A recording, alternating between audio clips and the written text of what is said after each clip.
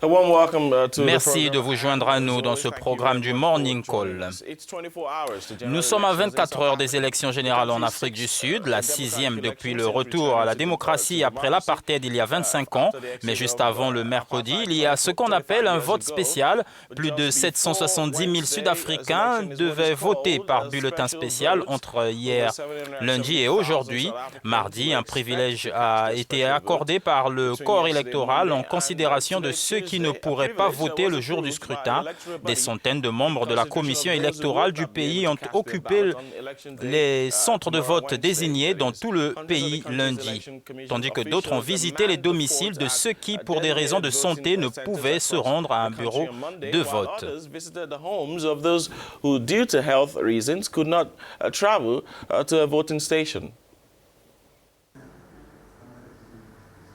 La commission électorale sud-africaine déjà à pied d'œuvre, 48 heures avant l'ouverture officielle des bureaux de vote pour les élections générales. Quelques 770 000 électeurs étaient attendus aux urnes lundi. Ils avaient demandé de pouvoir voter par anticipation, alors que les bureaux de vote doivent seulement ouvrir ce mercredi 8 mai. Afin de faciliter ces opérations spéciales, la commission électorale a demandé aux partis politiques de réduire l'intensité de leurs activités.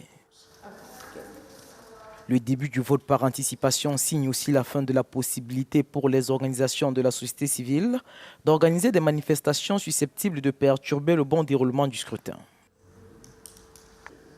Dans le même sens, les employeurs ont été priés de laisser leur personnel aller exercer leurs droits constitutionnels, notamment dans les secteurs des mines, de l'agriculture, de la vente au détail ou encore dans l'industrie du tourisme. Et on vient de le voir, Jerry, dans ce sujet, les Sud-Africains sont indécis.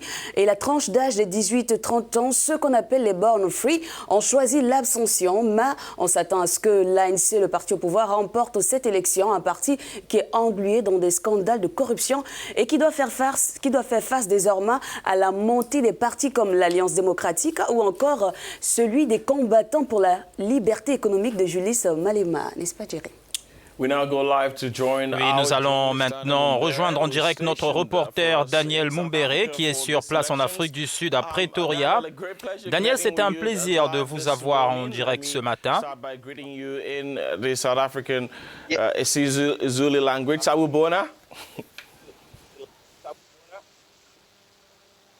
Yes.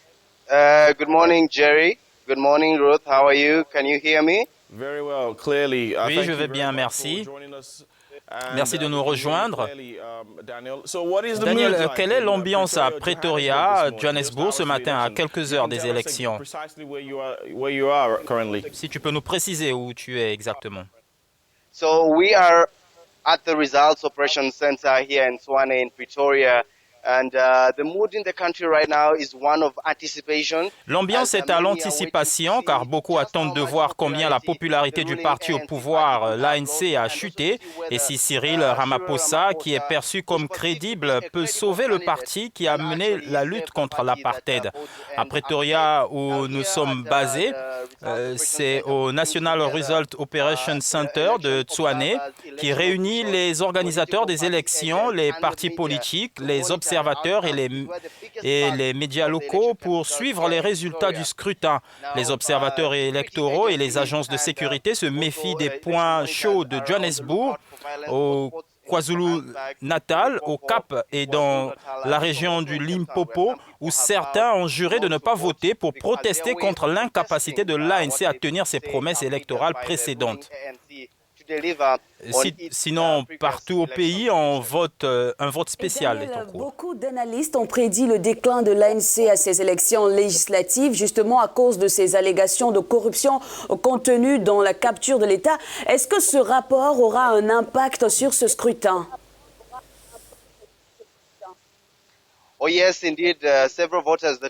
La corruption a en effet été citée par plusieurs électeurs comme l'une des raisons pour lesquelles ils sont mécontents de l'ANC. Les partisans à qui nous avons parlé ont dit qu'ils croyaient que Cyril Ramaphosa avait réussi à renverser la situation et qu'il pouvait le faire.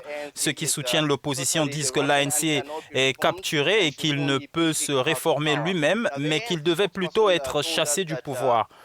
Le porte-parole de l'ANC nous a dit que le parti est conservateur dans ses estimations de victoire, mais qu'une fois qu'il aura reçu un autre mandat, il se concentrera sur la lutte contre la corruption et la création d'emplois.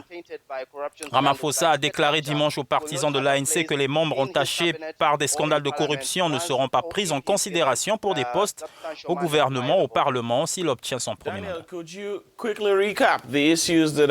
Pourrait-on résumer rapidement les enjeux qui ont influencé les campagnes alors que le compte à rebours est lancé?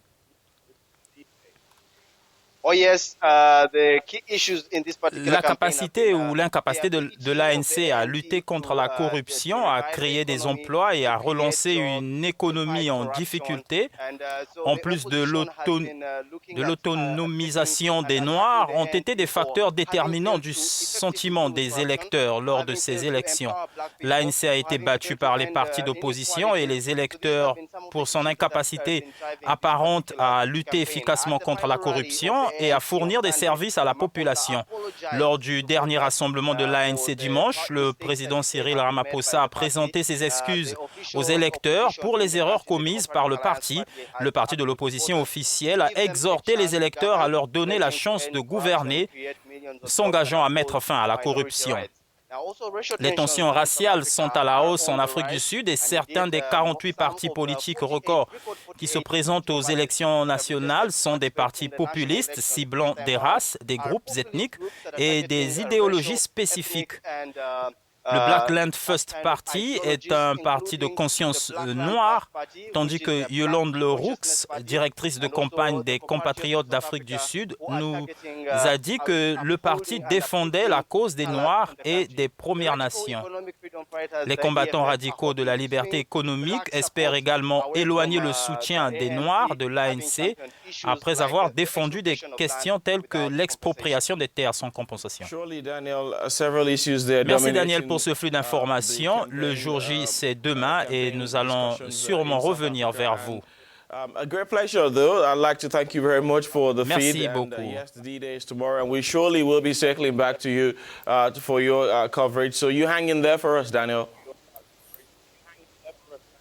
All right, thank you very much, Jerry, and thank you very much, Ruth.